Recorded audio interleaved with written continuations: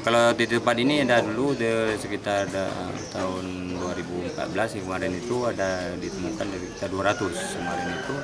Ya, kita lebih ke pembinaan kemarin dan ya orang yang sama juga, ya itulah kita tindakan lebih lanjut untuk penyegelan tempatnya. Berarti ini udah lebih sekali? Lebih sekali.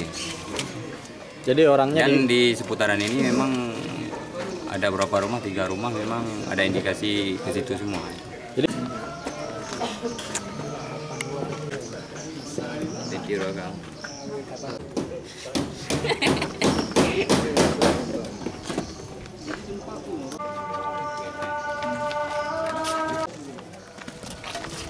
Desember baru memang boleh.